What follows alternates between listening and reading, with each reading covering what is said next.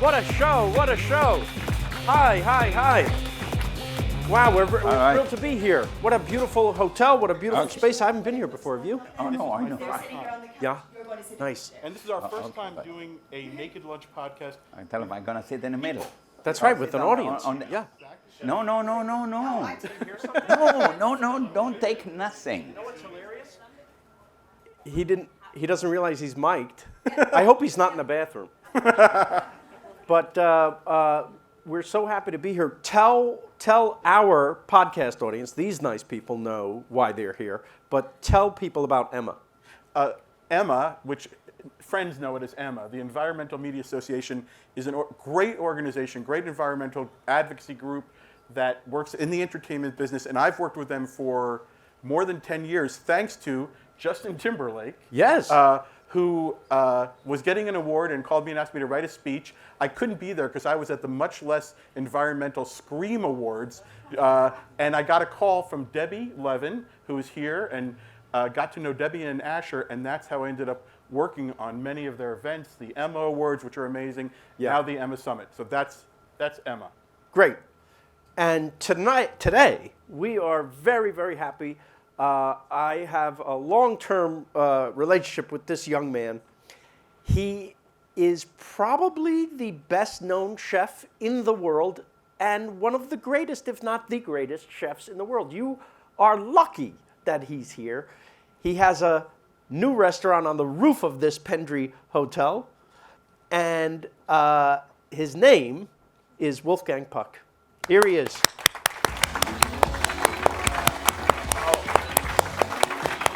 Hello, everyone. Wolfgang. All right. I love this man. Have a seat. Thank you. Well, it's so good to be in my own home. Isn't it nice? Yeah, I travel most of the time. Just got back from Vienna and Budapest. Yeah. Finally, I'm home here. Beautiful. And Anybody needs a room upstairs? I have some empty ones. we could lie down after. Okay. You came to LA what year?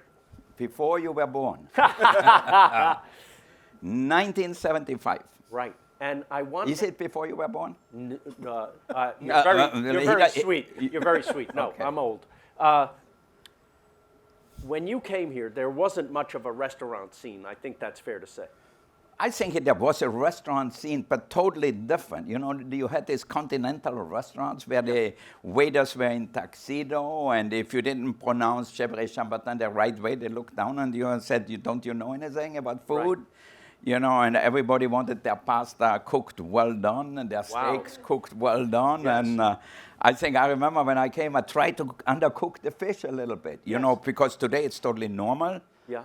And I remember one customer sent it back and says, Wolfgang, you don't know how to cook fish. I said, what do you mean? She said, look, I can see it's a little undercooked. I said, that's the way it should be. Right. And I remember one time, Lauren Bacall, you know, you probably remember here, you're old enough. Lauren Bacall, yes. Yeah. She came and whistle. she was ordering a squab. Yeah. We had a squab dish at the Old Spargo on the menu. And I said, I cooked one, and I waited, and I said, shit, it's fucking too cooked. So what did I do? I make a new one to make it perfectly pink. She walks up with her plate and said, Wolfgang, you don't know how to cook a squab right. So that's how bad it was at that time. Oh, my goodness. Yeah. Oh, my goodness. Was she the biggest pain in the neck? Who was the biggest? No.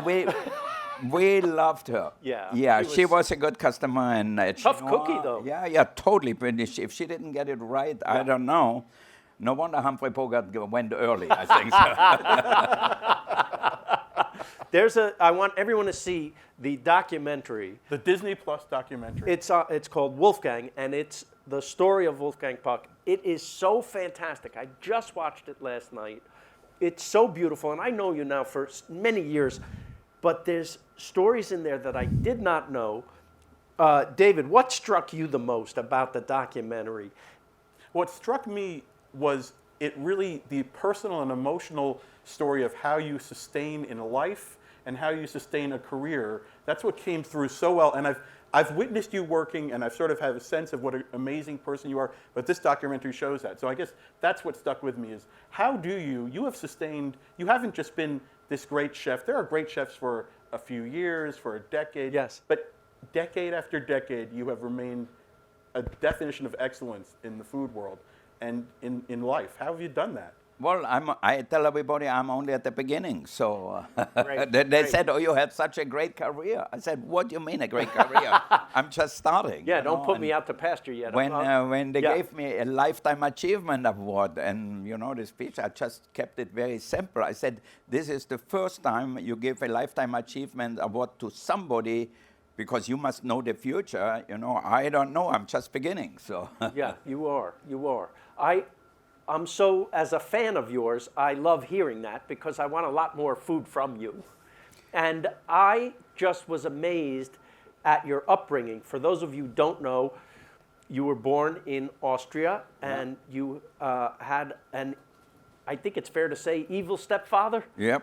And he was abusive and he gave you a very low sense of self-esteem. And to the point where you literally, as a young teenager, literally thought about suicide. Yeah. It's so bad where he comes from and where he went is a miracle, isn't it? Does it ever feel like a miracle to you? I often think, why me? Yes. And I was standing on this bridge where I thought I'm gonna jump into the river. And How old were you? 14. Yeah. Yeah, I left my home when I was 14 years old because my stepfather was crazy, totally bipolar and Yes. Abusive to my sister and abusive to me and everything. And I couldn't wait to get out of the house. And I moved 50 miles away. And then I started my apprenticeship in the kitchen. And then the chef, a month later, told me I'm good for nothing, just like my stepfather. And I said, and he told me, actually, go back home to your mother. And I said, I'm not going home. I'd much rather go to hell or to heaven. So I was standing on the river, looking down and saying, okay, I think this is the end. And then all of a sudden, a light bulb went up and said, I'm just going to go back tomorrow and see what happened. And, the apprentice who was there above me was so excited that he hid me in the cellar. And I was peeling vegetables and onions and all that stuff. And then the chef came down and grabbed me and says, get out of here. I fired you 2 weeks ago. And I was hiding for 2 weeks in the cellar there. And then he called the owner. And the owner sent me to another hotel they owned in town. And there they had a woman who was the chef. And she was a little more understanding. She was nice to me and everything. She says, just shut up and do your work and everything will be okay. Are you a religious person? I believe in God, but I don't go to church. Right. Really. I don't know really, what is religion? There are so many religions out there. I was brought up Catholic. I went with my grandmother to church on Sundays. And then on Thursday, I remember we had religion in school and the priest came and he slugged us, he hit us, he pulled the hair up if you didn't pay attention. So I don't know. It was a different era. What a great way of indoctrinating someone. Like if you want people to join your club, what a good way to do it, right? But I was going to say, the reason I ask is because I'm not very religious either, but that moment on the bridge where you say, you know what, I'm going to go back one more time, see what happened, that could be interpreted as divine intervention. All right, you said it could first. be. Okay. To me, I thought it was like the scene in Officer and a Gentleman where Richard Gere has run out of options. Yes. But it's like Officer and Gentleman with much better food. Yes, This documentary, it's such... Or It's a Wonderful Life. It is. You were literally on the bridge like him. Did you ever see that movie? It's a Wonderful Life. Jimmy Stewart. Oh, wait, Jimmy Stewart. Oh, my God. He probably came to Spago. Oh, totally. Right? I actually have a good picture of him Yes. in my office, him and his wife, Gloria, I think so, and it was very nice, Talking about Spago, we were talking on the elevator down. Yeah. Wolfgang got us coffee, so we're really settled right now. We're good. Yeah. But on the elevator down, Phil and I were talking, I said, I remember when my father, may he rest in peace, but when my father came to LA, we went two things that stood out as life moments. We went to see Sinatra, who was his hero, and we went to Spago and he saw Wolfgang. And I remember thinking from your evil stepfather to the fact that you have given fathers and sons and mothers and daughters, that moment, like going to Spago the first time was, I come from the rock journalism world, so I know rock stars. You were more of a rock star in Spago than most rock stars. Absolutely. You know, I love rock stars too, so I have something in common with your father. Hopefully you like rock and roll too. Oh, yes. Because I remember when I opened Cut, you know, I said, okay, I'm going to do my playlist, what I like to hear. So I put on rock and roll, everybody from Pink Floyd, which is more, you know, quiet, to crazy ones and everything. And then one lady called me, Wolfgang, what's wrong with the music here? Because it was pretty loud. And I said, oh, you love the music. So I went and turned it up even louder. So the next time she saw me at Spargo, she said, I love Cut, but the music is terrible. And I said, well, I love it, and Oprah Winfrey loves it, so I don't know, why not you? I got emotional during the documentary because the dish that you keep referring back to is your Wiener Schnitzel. Yeah. And you put it on the menu at Spago, even though it doesn't really go with the other food at Spago. You said, to hell with it. I love it. It's my touchstone. It's my childhood. It's my comfort food. I'm putting this and a few other dishes from my Austrian roots onto the menu. Now, you just happen to hit a nerve with a lot of people, including my father, who I'm not sure if you remember, but he would come and he ordered it all the time. There was one time when it wasn't on the menu for some reason. Yeah. And my dad was disappointed, to say the least. When you came out to say hello, my father said, why isn't the Wiener Schnitzel on the menu? You said, you want Wiener Schnitzel? You got it. And you went in the back. Wolfgang personally made my dad Wiener Schnitzel. All right, see? Well, getting a little choked up because he loved it so much. It was so sweet of you to do. There's a certain hospitality and love that you have for the people that come, and you seem very grateful that they're there. Correct me if I'm wrong. Yeah. You seem so loving and kind, and you want to say hi to everybody, and you understand your role in the world, and especially at your restaurant, and what a big deal it is for you, being the most famous chef in the world, to come over to anybody's table and make them feel special is a gorgeous thing. But to go above and beyond that and make an old man from New York his favorite thing, you can't underestimate the impact that has on a person, even on our relationship, mine with my father, that I could give him that evening, right? Because of you. So thank you, Wolfgang. oh my, thank you. I think, I don't know if you have to give you Kleenex or some food or something. If we have any food, I'll take that. You know me. Yeah. While we're weeping, one more. Yes. Just to give to because you see a documentary or you can hear a story from another famous person like Phil. I will tell you something. Like, I don't have a long relationship with Wolfgang, but I work on a lot of big events and award shows and things. So I've been backstage watching this man, you know, do things, especially for charitable events. And the one that means the most to me is because I lost my dad to Alzheimer's. There's an event in Vegas, a major event that he helped bring to life. There's Larry Ruvo and Camille Ruvo in Vegas, they do a thing called Keep Memory Alive for the Cleveland Clinic Lou Ruvo Center. And so he can tell you about that, but I will just tell you that my seat is by the prompter as the stars come on and I talk about what they're going to say. It also happens to be where 500 servers are preparing dessert for 1,000 people. And the amazing thing is, year after year, watching this guy for a charitable event personally speak incredibly kindly to every staff member to sort of check on every dessert, like looking, and at a point where a lot of people, we both have seen people who stop caring. Yes. And I think that's how you sustain, but I've seen you, and I never saw you do anything other than speak nicely and make sure the job is done. Well, I tell you one thing, good that you brought it up. I think in 2 weeks or something, we are doing an event at Spargo for Alzheimer's and brain health, actually for the Lou Ruvo Center in Las Vegas. And Andrea Bocelli is performing. Nice. So we're going to have a big benefit. I don't know how much the tickets are. I'm sure it's going to be a good amount of money. But to have Andrea Bocelli singing, and it's going for, you know, brain health, brain research for people who have all kinds of brain diseases. I think it's really a good thing. And I always considered myself lucky to be successful, work for it. I didn't have nothing when I started, but to give something back. In the old time at Spargo, we started the first food and wine festival where chefs got together. The best food event in the country. Yeah. It was. Yeah. Can we do it again? I think we should do it again. I think it's great. I have so many chefs from all over the place, Yes. from Alice Waters to Larry Fortune and Lydia Shire, and all the chefs said, when are we going to do that again? That was the best event. So fun. Yeah. Take over the back lot at Universal. Yeah. So it seems like an old European village, especially at night. You can feel the transformation. So you can actually believe you're in Europe with the lights and everything.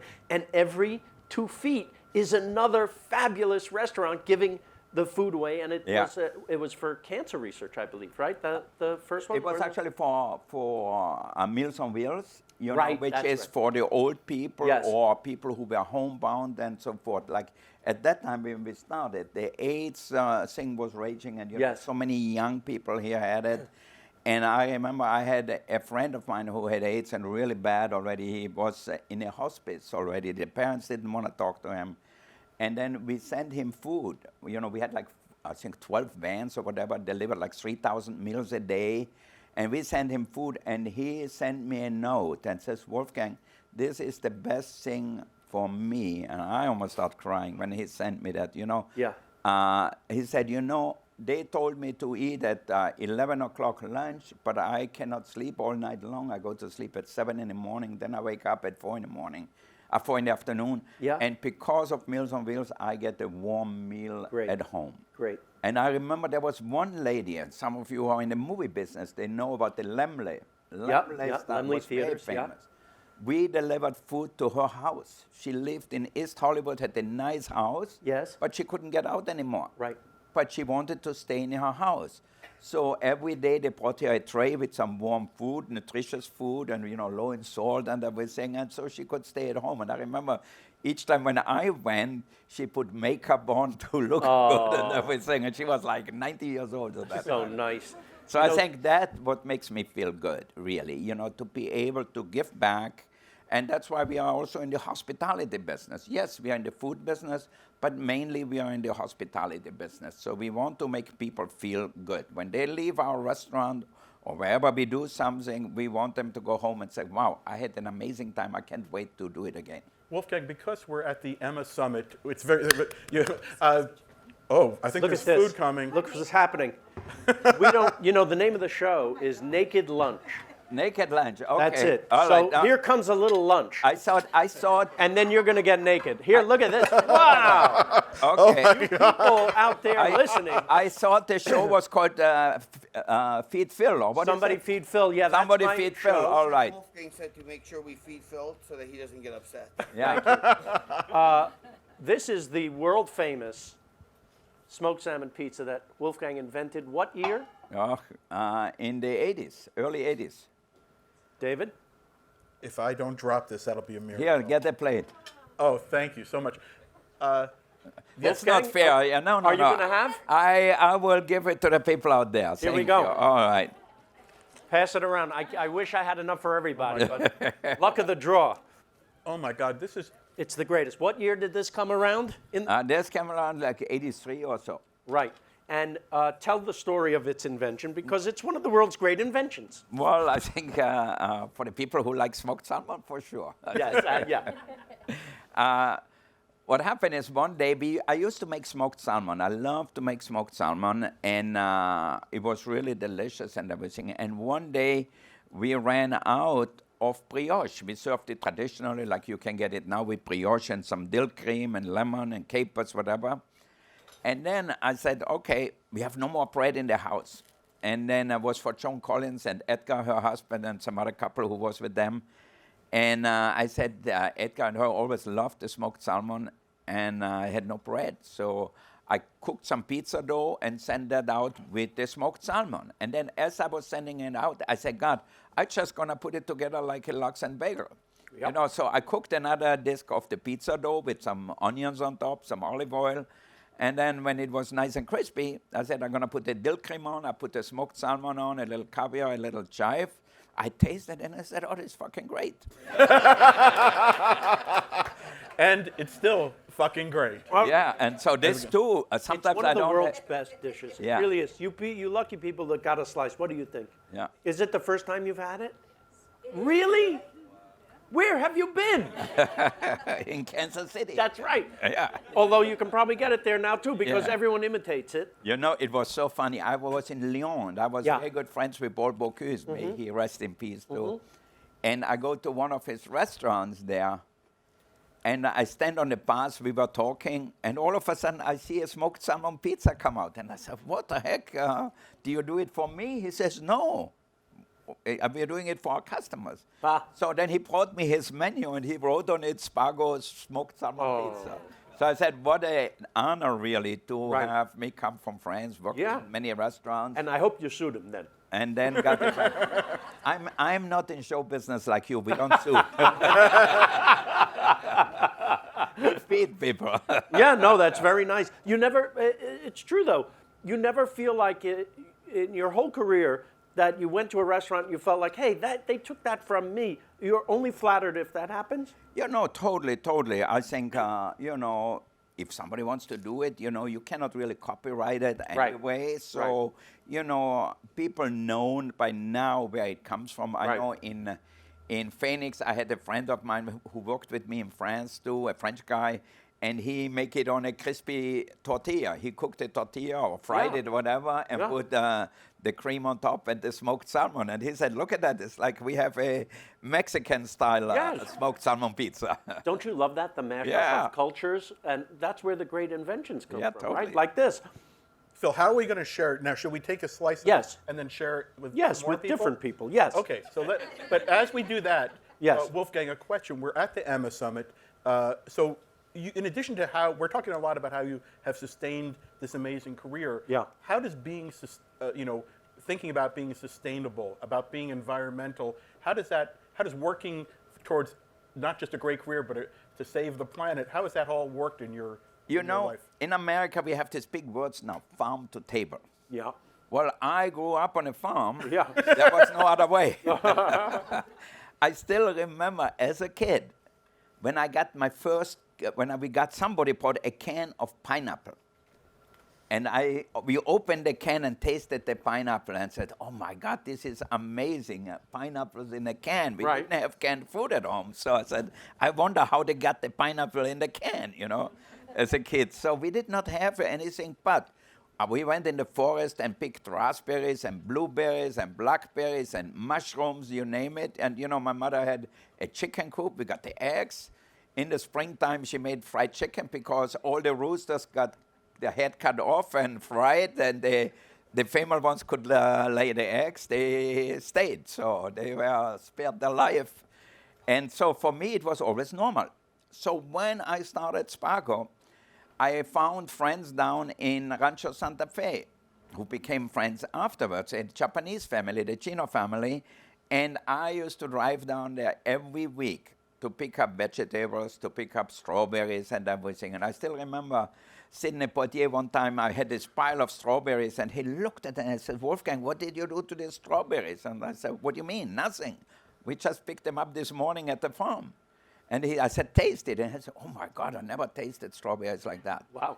And it's true, at that time, there was no farmer's market in Los Angeles. Now you have them all over. And I think Harris Berries became more famous than anybody with their strawberries.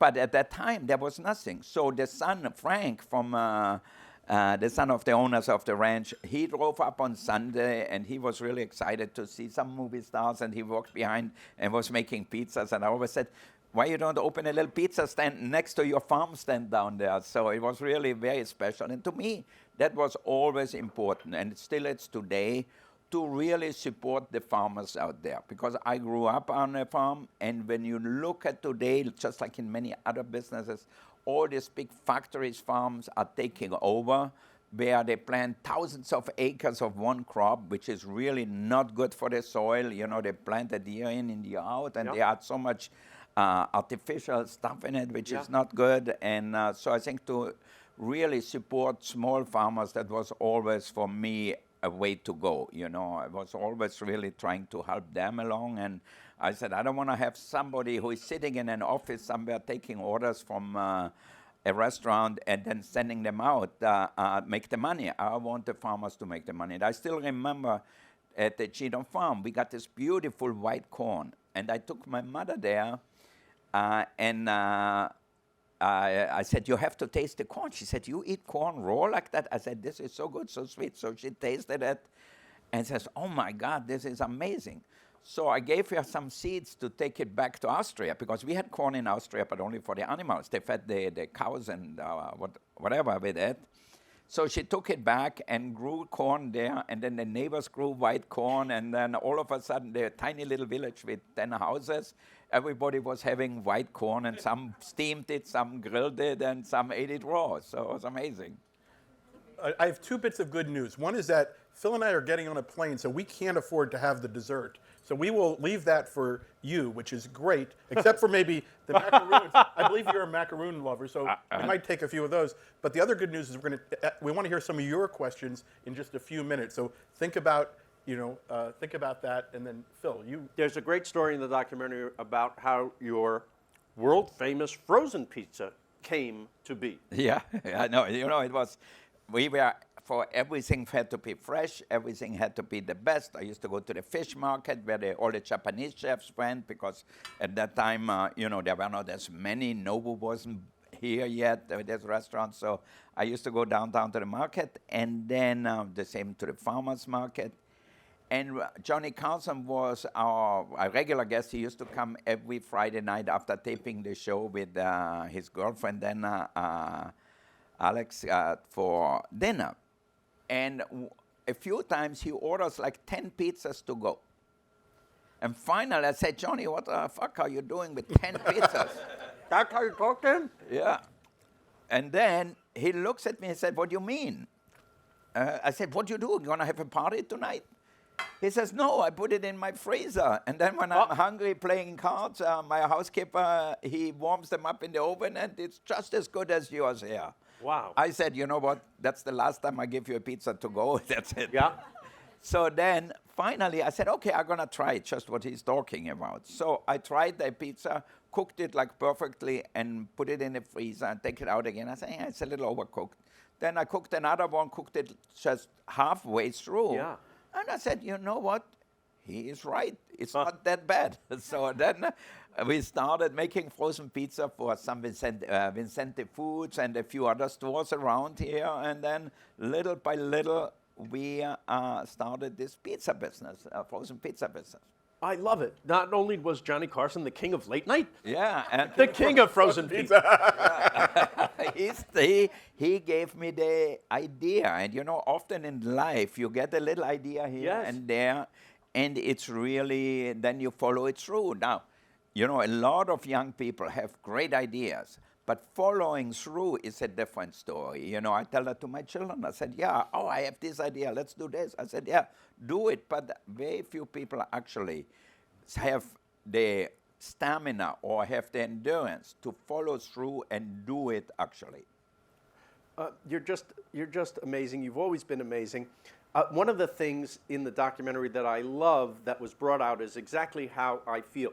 I think you became so famous that it almost hurt your reputation as a great chef, because they see you as a star, some people, and not as a great chef. And I'm here to say, just as everyone in the documentary says, you're one of the best chefs in the world. He's still one of the best chefs in the world. He is phenomenal. When we have events sometimes, charity events, where some of the other giant names chefs are cooking alongside you. So in other words, they make a dish, you make the second course. They make a dish, you make the fourth course. Whatever it is, everyone is represented. Who's the best?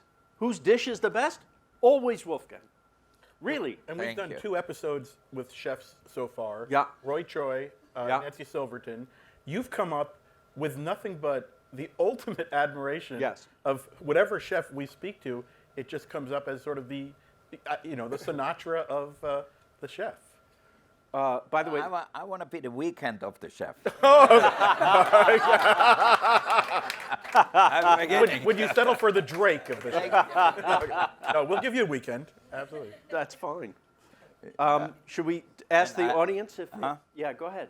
Did you No, wanna no. say I something? think that's part of this Hollywood thing and thinking about stars all the time. You guys Yes, only yes. think about stars. Yes. Us in the kitchen, I don't think Alice Waters is a star, or I don't think some of the other chefs who are on television are stars. I think they are really good cooks, Right. maybe really good business people, but stars, you don't say somebody who makes the best clothes or he is a star tailor or a star shoemaker. So we do our craft. Well, maybe part of it is an art, but this Hollywood thing with stars and stars and stars is a little fucked up. Well I said. agree. Yes. I agree. Okay, so any questions, people, please raise your hand if you have a question for the weekend of food. Over there, please. Oh, I sort of had a personal question. I'm just wondering if your stepfather ever lived long enough to have witnessed the success Oh, that good you question. have enjoyed. We want to repeat the question, Phil? Yeah, no. Did your stepfather live long enough to get his comeuppance in your success? You know what? It's what is amazing to hear. When he saw that the restaurants were successful, he passed away in 2007. Oh. So the last time he was in America was 2003. So I was already, fairly well established. But he thought it was all because of him.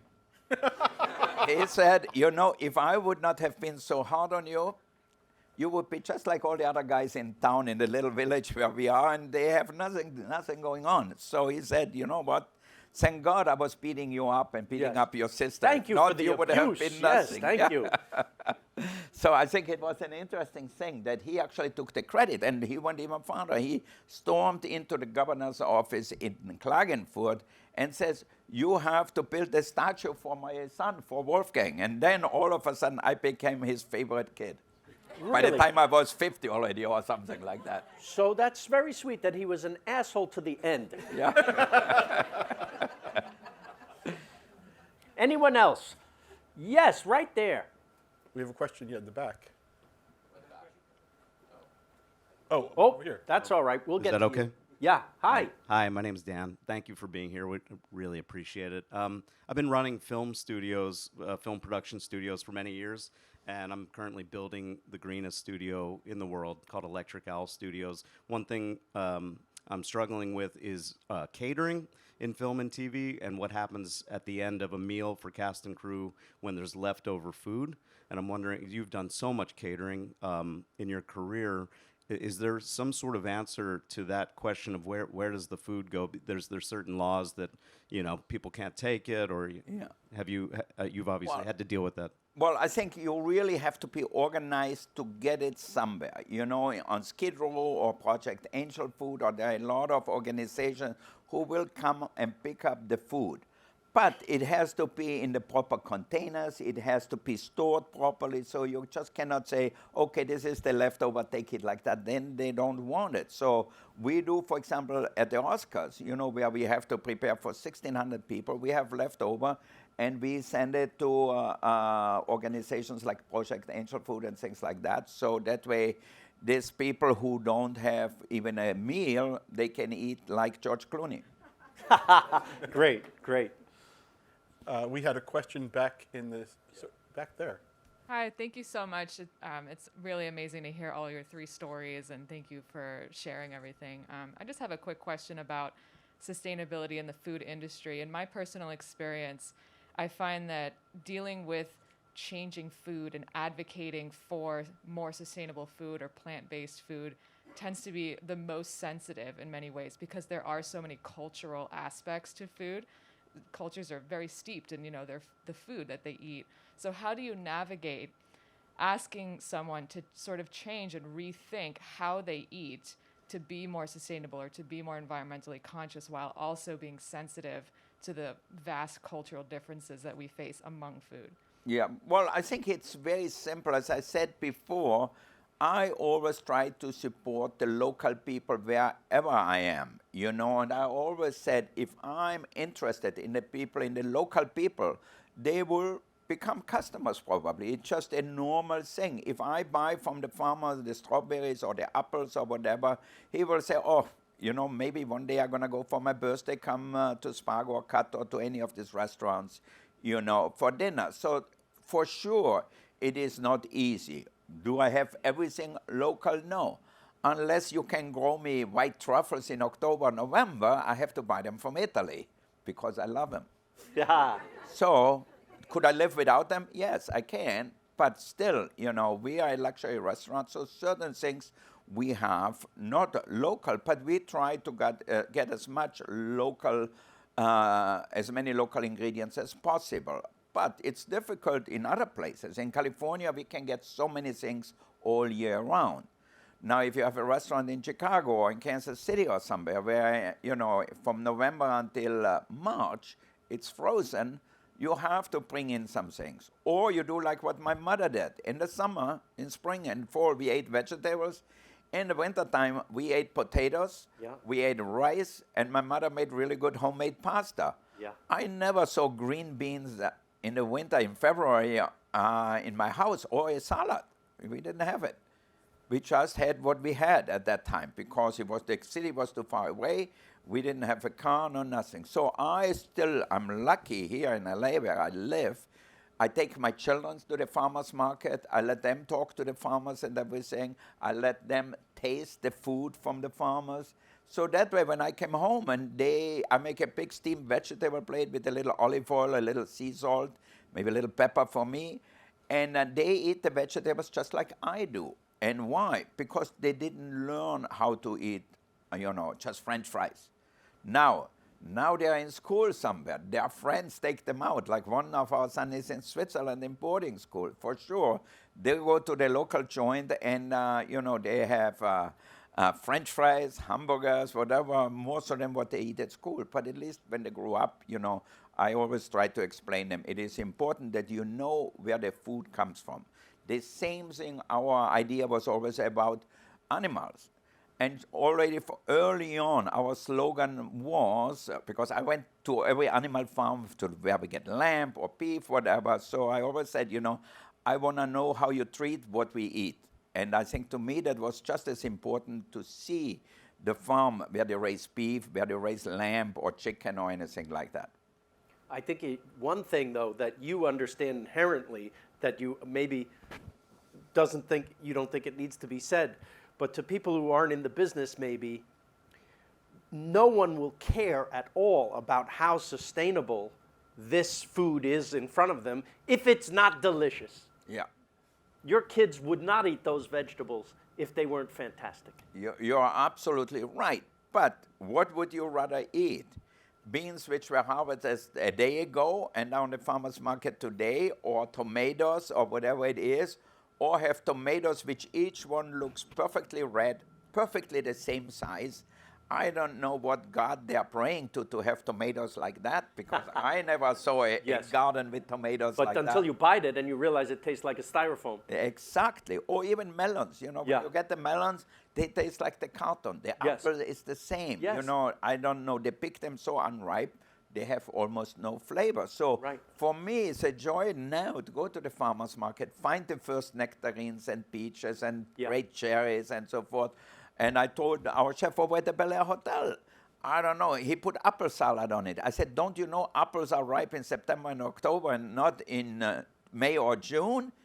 And then he says, oh, you're right, chef. Where I grew up, we didn't have apples in May and June. They had to be bought from a supermarket. Right. But the farmers didn't have them. So I said, pay attention what is in season, pay attention what is available at your local farmer's market. And that's why I love Japanese food a lot. Yeah. Their fish, their vegetables, each one has the season. When they are at their best, that's when they use it. Right.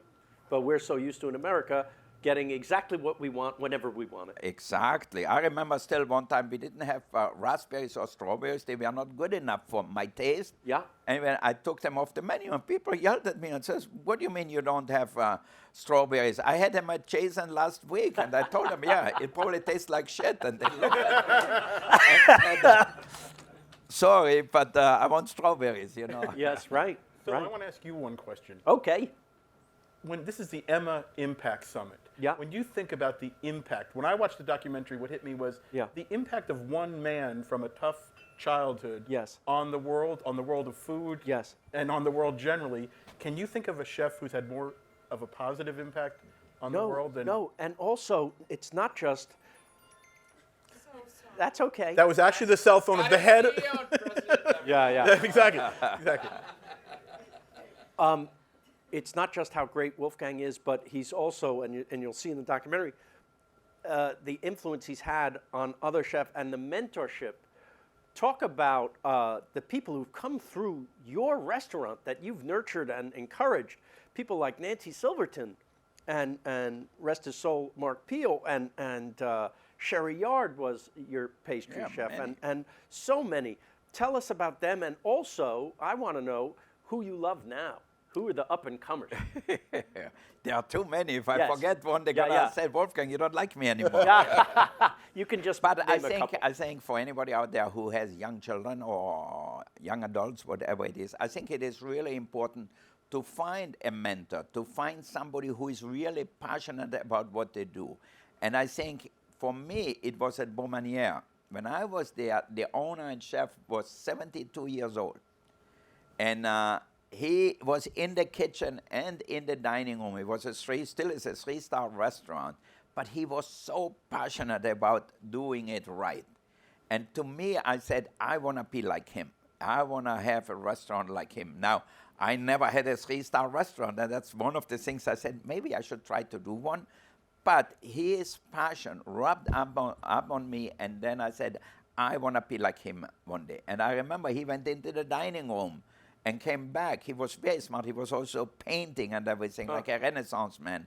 And I still remember when he brought Elizabeth Taylor in the kitchen, and one day Marcello Mastroianni and Catherine Deneuve came in the kitchen. Wow. And us young chefs were looking, oh my God, the most beautiful women in the world are coming in the kitchen. I want to be a chef like For him. sure, I want to be like him. You know? But it was mostly about the food, because he had 6 gardeners. He owned some land there, and where they grew all the vegetables, fruits and things like that right there, because it was in Le Beau-de-Provence, and there was no train there was nothing there. If we want fish, we had to go to Marseille. If we want cream and butter, somebody had to go to Lyon to pick it up there. So you really did not have that much, except what you had around you. I remember November was slow. We went and picked olive, and we made pressed olives and made olive oil. So it was like, to us, it was so normal to have all these amazing ingredients right there. And that's, for me, was the most important thing. But I must tell you, there was another guy, he passed away a few years ago now, Paul Bocuse, who changed also the profession as a chef, who chefs were, because he came out of the back. In the old times, chefs were always in the back, was always the manager, the maitre d' or the restaurant owner, whatever it was. They were out in front with a nice suit. The chefs were someone in the back. Nobody talked about them. And in France too, when I worked at Maxime's in Paris, was another 3-star restaurant. Everybody knew Roger, who was the manager of the restaurant, and maitre d' and everything, but nobody knew who the chef was really. So when I built Spargo in 1981, and 82 we opened in January, so I said, I'm going to build the kitchen right in the dining room. And that didn't exist at that time. And that's why it had such a big impact then everywhere, to have the kitchen part of the experience. And the chefs being part of the experience of what the customer have. And I think it was a total transformation where the chefs didn't think anymore, okay, they are second rate, they're in the back, they're in the cellar somewhere. They are part of the dining experience. And I think when we opened Chinois, obviously it was the same, where even people sit at the counter, and some of them didn't like it because I used live lobster and cut them in half, and people freaked out at that time and said, what you're doing to the lobster? I said, well, you can't buy them dead, you know, and then they wouldn't be good. So I tell them I cut them as fast as I can. So, but I think that really changed our industry a lot, to have the chef visible. And obviously, I started to do a little TV and things like that. But I think mainly now it's almost no restaurants where they don't have an open kitchen. That's right. People really love to see how it's entertainment now. I mean, Yeah. there's a straight line from you to all the food shows. There's way too many food on travel shows, don't you think, David? Except for Somebody Feed Phil. There's way too many. But it looks like you were on hiatus for a long time. You're so damn skinny. Oh no! I have They don't feed you. they feed me plenty. Okay. Before we go, I just want to thank you for not just how great you are as a chef, you've been so kind to me and my family over the years. When I had to, Jim Brooks cast me in a movie in Spanglish, and I played a sous chef to Adam Sandler's head chef. Was that Jew chef? Sous chef. Oh, sous chef. Yeah, yeah. Okay. You let me come in the kitchen at Spago and train a little bit, and Yeah. you were so kind to me. And I think I saw something there that I never saw before. You had I think the Golden State Warriors were eating, and you prepared for them a kind of Southern soul food menu. Yeah. And I said, what, you do that? You said, we can do anything. Yeah. And you opened this world to me and my family where we could have that dinner. We had every birthday there. My son had a birthday there, and they let little Lily, who was maybe 6 years old, back in the kitchen with Sherry to make a cake. It was so sweet, and that's who he is, though. He's a very family-oriented. If you come into Spago to this day, you feel like you're part of his family, and the food is still world-class. You are still world-class. I'm so happy to have known you all these years. I look forward to more years of knowing you and getting even closer as a friend to you, because I just think you're terrific. No, thank you. Wolfgang Puck, everybody.